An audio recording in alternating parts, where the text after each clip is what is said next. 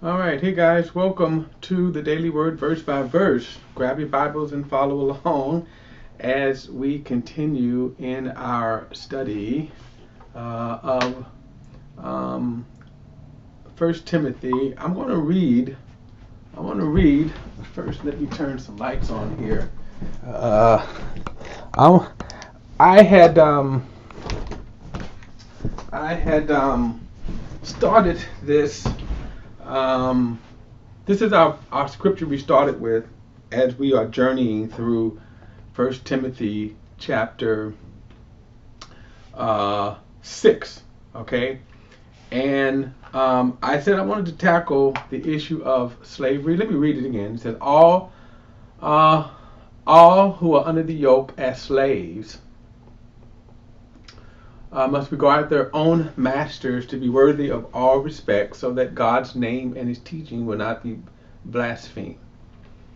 Those that have believing masters should not be disrespectful to them, but because they are brothers, but should serve them better, since they benefit from their service and are believers dearly beloved. Okay.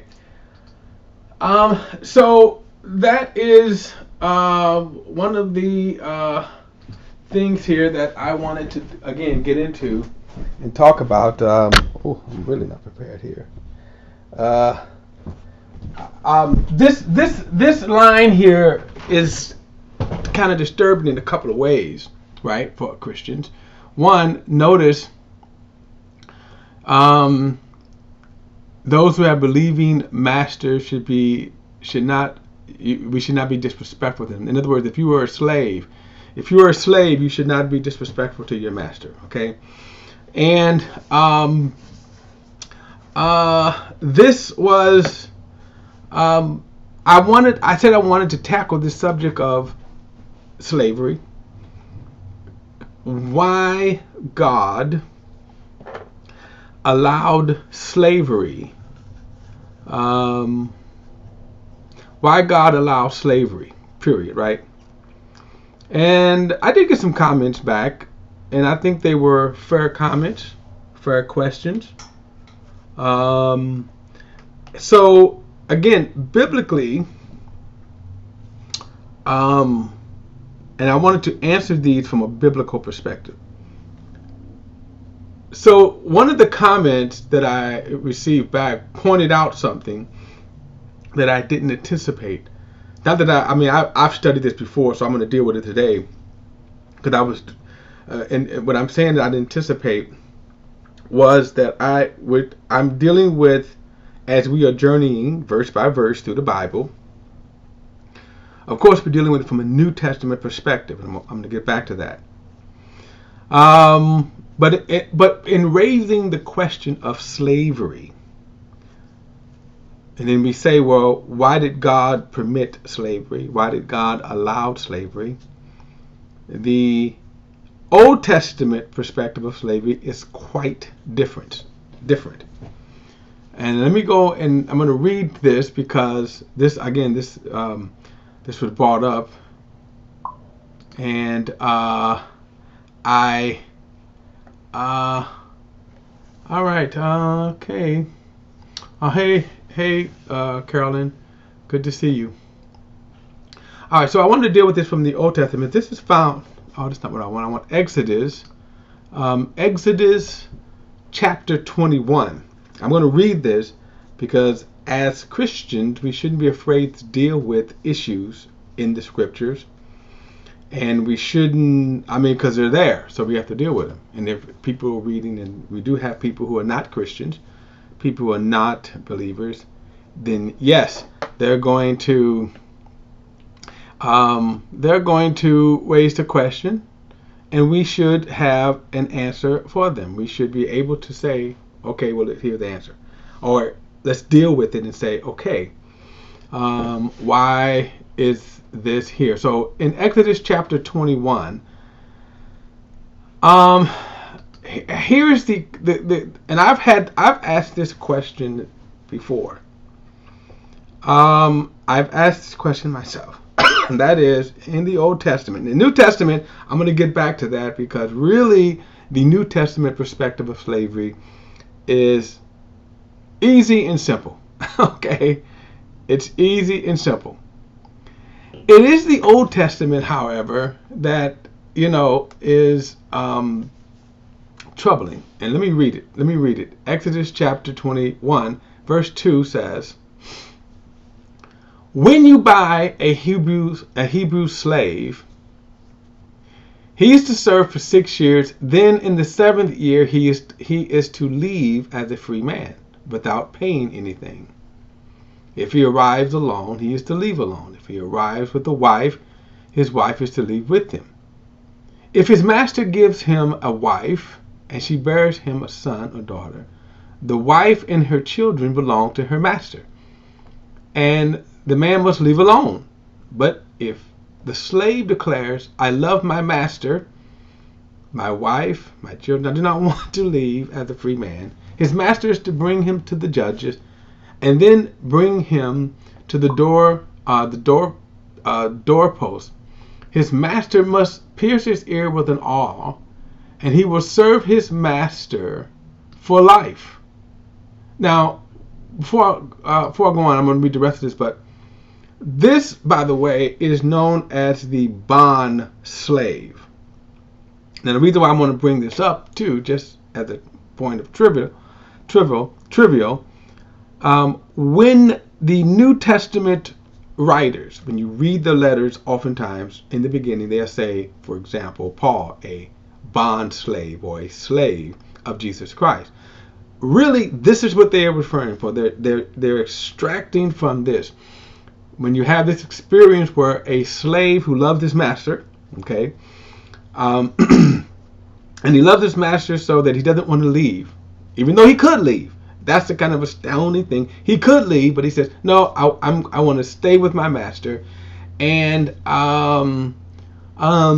so therefore, when he brings him to the doorpost and they pierce his ear, blood is drawn, then he is bonding himself for life. In other words, he is forever surrendering his will to the will of his master.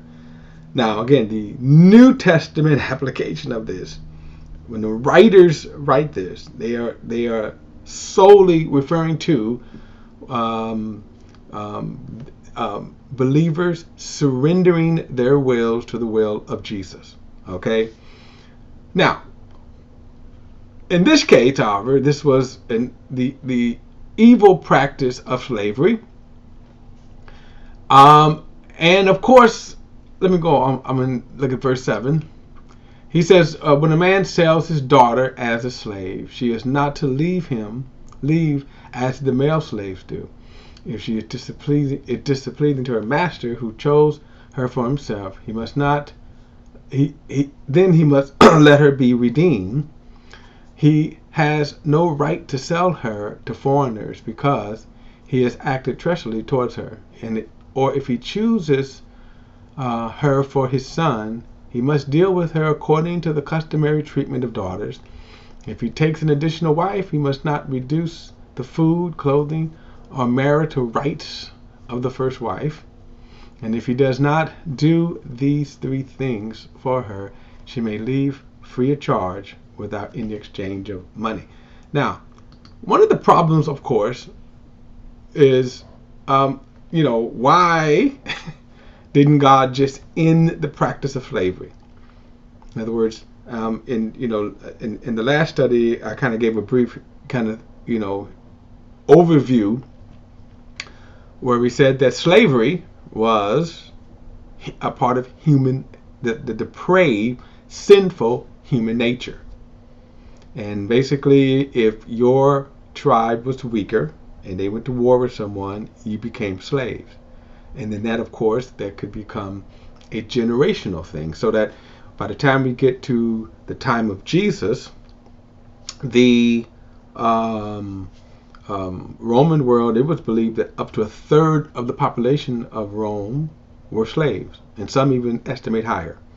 They had no rights. They were not they had nothing to look forward to other than a slave. They were property. Okay, that's human history. The problem here is, why didn't God end this evil practice? In fact, he regulates it. Now, there are other scriptures, by the way, in the law concerning slaves.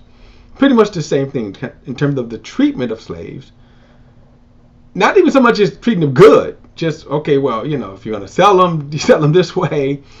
If you're going to, you know, in other words, you can't. In other words, basically, the slave were no better than animals. You know, so in other words, don't be cruel to the animals. So don't just needlessly beat an animal, right? You can't beat your slave. So this is in other words, when we say, well, wow, why didn't God just end slavery? So here is the answer to that.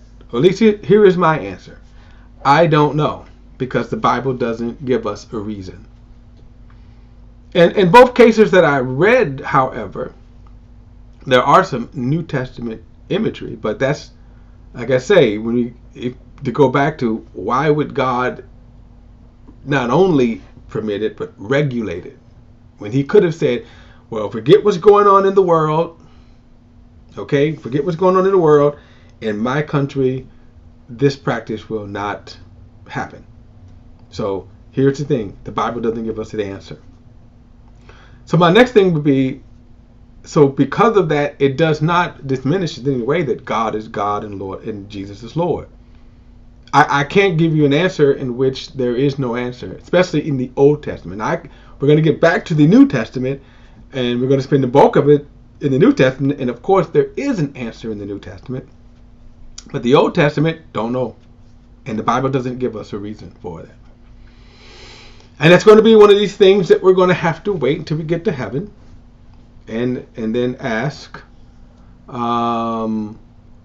God, the Lord, you know, why didn't he end slavery among his own people?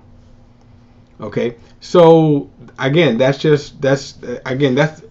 is no answer to give. And again, let me say this though, because I know that there are people who would then say, critics, well, you know, well, that God is not worthy, or God is not worthy, or I don't know if I can serve a God like that. Well, what is your alternative? See, what I'm saying is, God is still sovereign. And just like a lot of times we can't explain why God chose, when he told Israel to murder, to kill, right, to slaughter other nations, villages, towns, and oftentimes he said, kill everyone alive. Mothers, fathers, grandparents, babies, children, kill everyone. Why did God do that? Well, here's the thing. God is God. I would say this, because again, what I am saying is that, again, I cannot give an answer to God where God does not himself give an answer. There are, you could say, sovereign moves, okay, of God. Sovereign moves that, well, God is God. You may say that's a cop-out. Well, it's not a cop-out. It's God's sovereignty. For example, how God dealt with Job.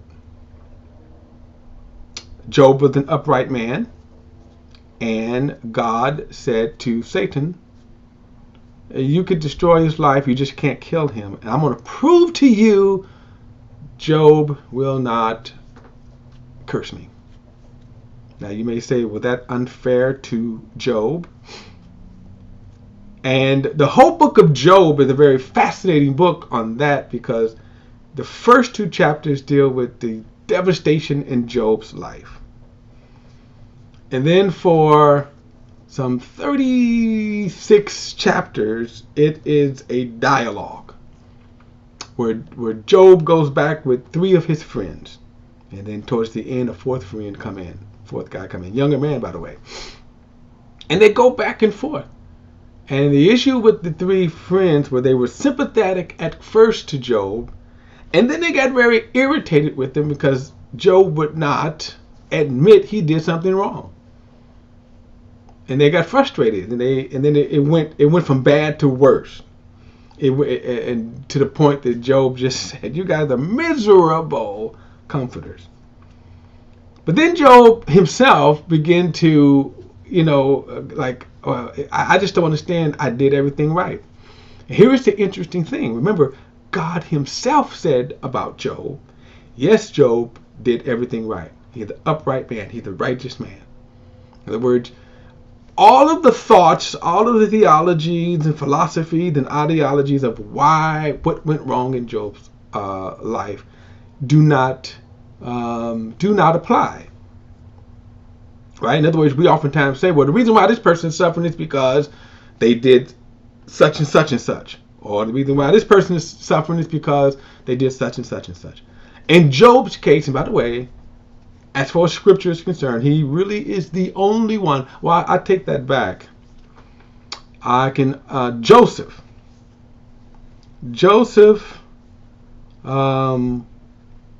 Joseph also did not do anything wrong. Okay, I'll get to him in a moment.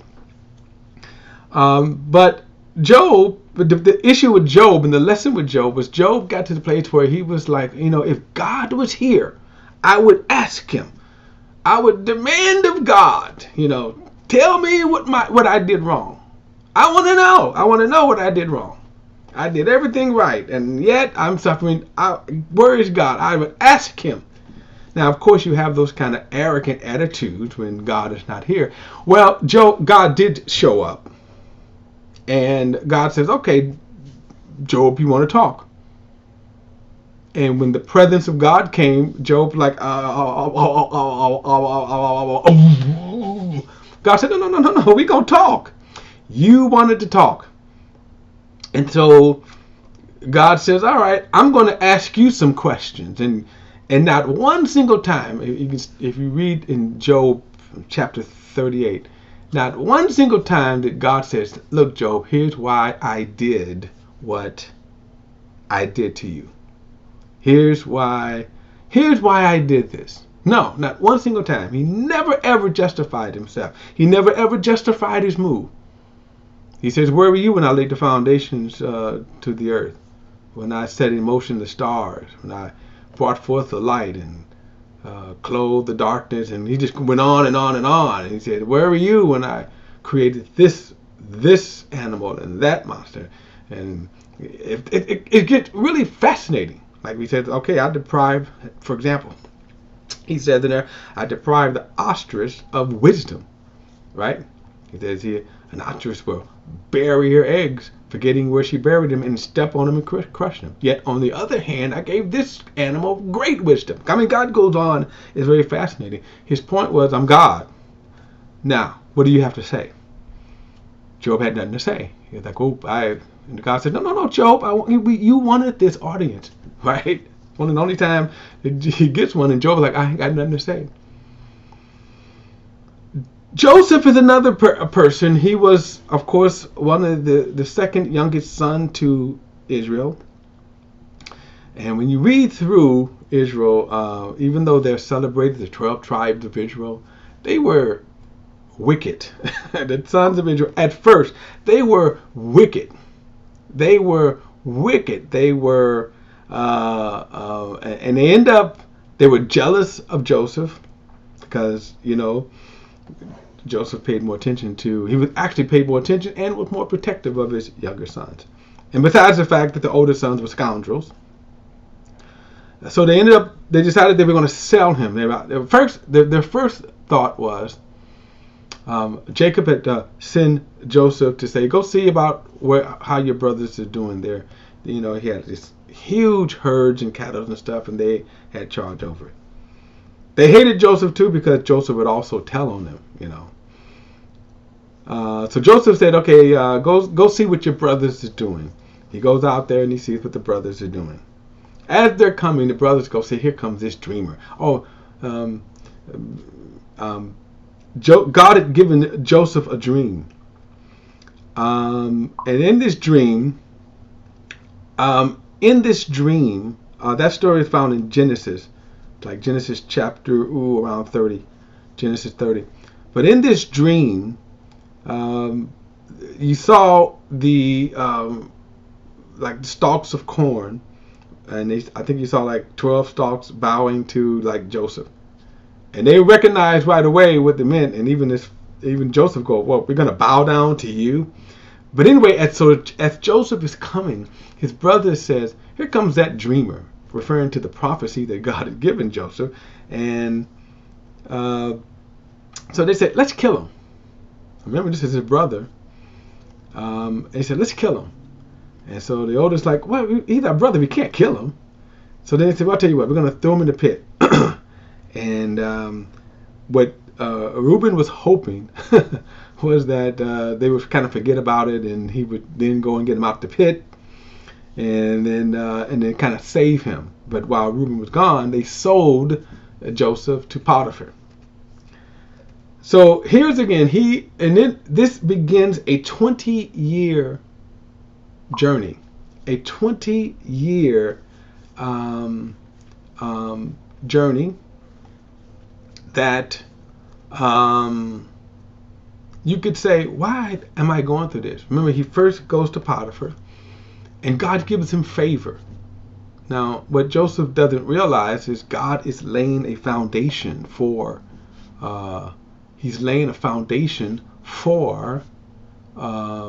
Joseph. He goes to, he's a slave. And no matter how you look at it, because he is such a faithful and wise slave, God gives him this wisdom. Potiphar realizes it, and he's the head slave. Now, no matter how you look at that, he's still a slave. No matter what, he's still a slave. And yet, so God says, you know what? So Joseph, he becomes the head slave. He was so faithful that Joseph didn't even bother to check his books. Whatever Joseph did, he said, I can trust him. Now, what is interesting about this? Joseph didn't care. He never made any kind of check of Joseph. He only said one thing. You can't have my wife. Now, the reason why that's odd, because why would he? Why would he even suspect that? And that, of course, comes later when the wife is checking Joseph out, and she tries to seduce him. Day in and day out, she tries to do something. He goes, no, I can't do that. I can't sin against God. And he even tells her, look, everything your husband has is in my hand, except you. Well, finally she caught him one day in the house alone, and she really tried to, we would say, jump his bones. He runs out and leaves like an outer kind of garment right there. He wasn't naked, but he was an outer garment. I'm going to say it could be something like a shawl that they wore. Well, now her lust turned to hatred, and so she cried out rape. And when Potiphar came home, she said, look, you brought this Hebrew in, and he tried to rape me. Look, here's the garment. Now, what is interesting about this, and I believe that Potiphar knew his wife was a lying whore. Okay? He knew that. But he took her aside, and he tosses Joseph in jail. So again, for doing the right thing. Joseph does the right thing. And now in jail, which is worse conditions. Potiphar, as a slave, was at least he had to run in the house and all that, but now he's in jail. But God gives him wisdom in jail. Okay, he becomes kind of like the. Today we would sort of call them. I think they call them. They're inmates. I forgot what they call them. They kind of like have an honorary position, but they're still inmates. What do they call them? Anyway, there's a word for them but they have achieved, these inmates in prison today they have a little more freedom. They're still inmates. They can't go and come as they please, but they have certain privileges because they've earned the trust. But Joseph became sort of the head steward in jail. Well, in the meantime, there were two of Pharaoh's servant, his butler and his baker. They pissed Pharaoh off, which doesn't take much in a way. By the way, if you was living in a true dictatorship like that, and you really had to be on your P's and Q's, because just the mood of the king could be disastrous. But anyway, they end up in prison. But God gives them a dream. So Joseph is doing his business and stuff, and he looks at him and he goes, "Huh, what's up with you guys?" And they say, "Man, we got this dream right here." And he goes, "Tell me the dream. Hey, God is the giver of dreams. Tell me the dream." So, I think it was the butler. I forget which one. The butler tells his dream. And Joseph says, "Hey, man, guess what? Here's the dream.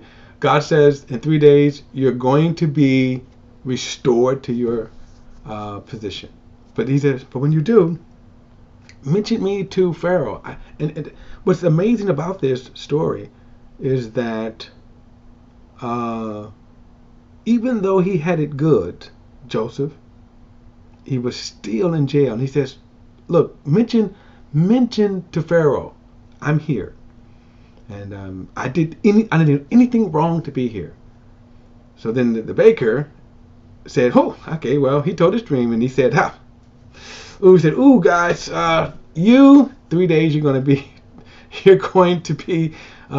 executed." Okay, talking to you goes back to talking to the butler. All right, it happened just as Joseph said. The butler, one of them, I can't figure which one, the baker or the butler. I think it was the baker. He was executed, and the butler stood before Pharaoh. But then he forgot. He didn't say anything. 2 whole years go by. Now, my point is that, again, what was interesting about this is that here he did nothing wrong. Why am I here? Because God wants you here. That's why. 2 whole years, Pharaoh had the dream that God gives. And guess what? He has his man who can give him the interpretation. And in the interpretation, he says, man, it's going to be 14 years. 14 years. 7 of the years are going to be the most good years. It's going to be, the greatest bumper crops you ever receive. He says, you better, during that time, better store up. And he says, and then it's going to be followed by 7 years of the most severe drought and famine. He says, so I'm going to give you some advice, free of charge, just when it's free, right? Joseph really wasn't even expecting. He said, he said, you better choose a man who knows how to manage during those 7 good years, and you can have managing the 7 years so you can weather the 7 bad years.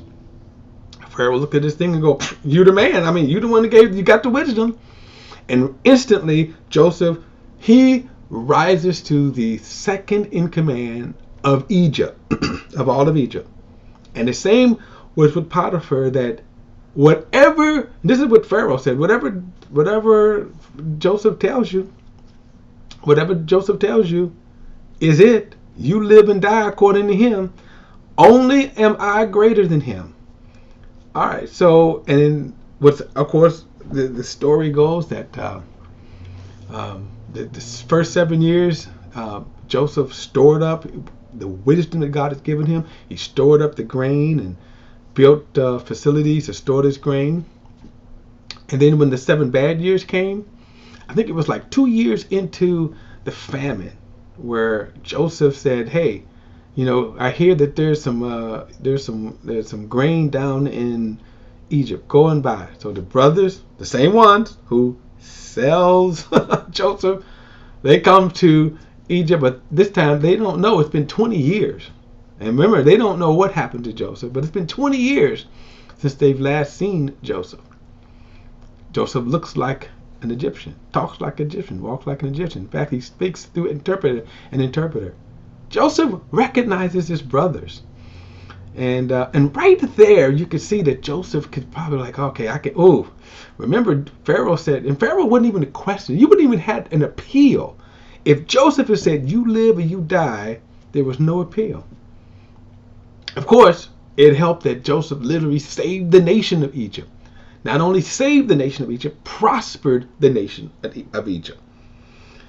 Because then, because of the famine, all of the other nations were coming to Egypt, buying grain from Egypt. That's how much they had stored up.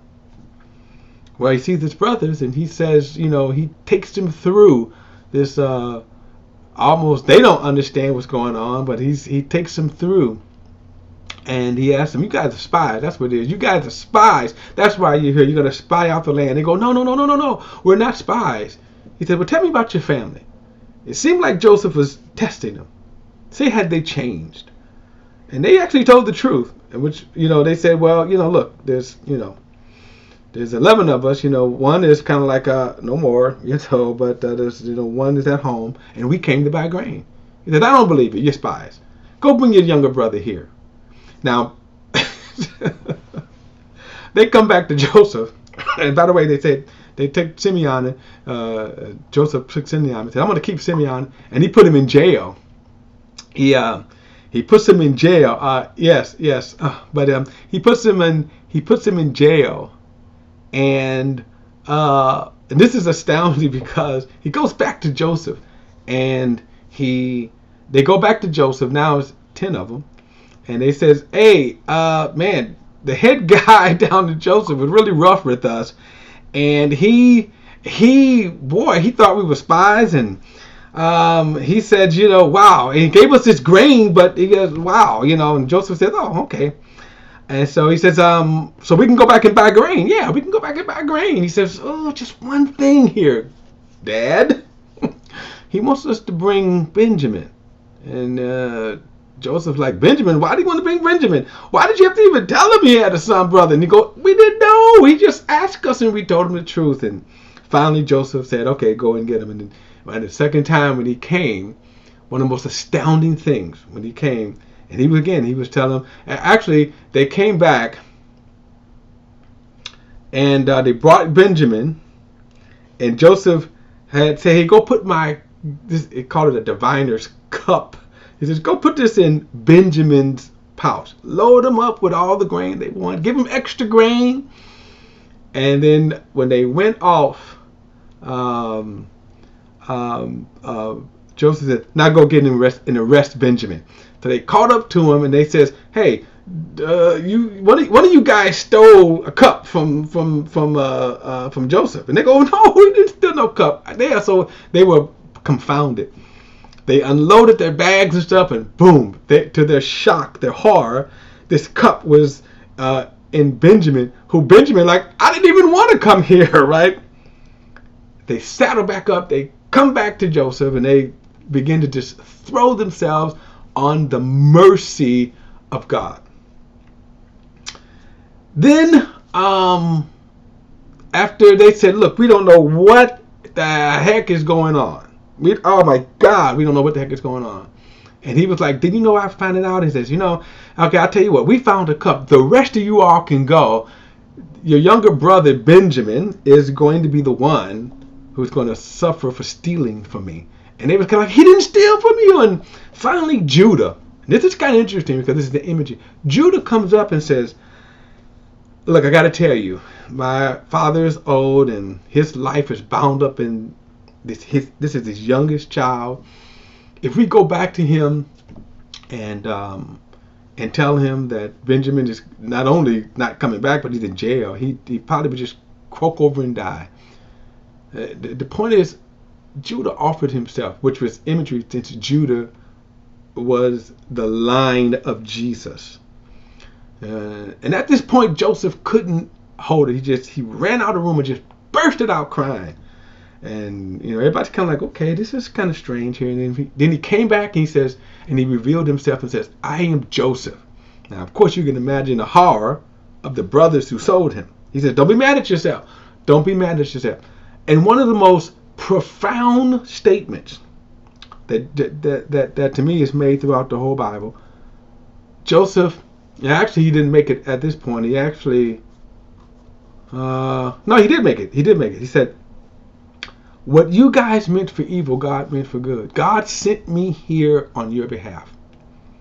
So for Joseph not to have bitterness, Joseph not to have anger and bitterness, that he was able to recognize God's purpose. Now, that's not to say probably most of the time we're not going to recognize God's purpose.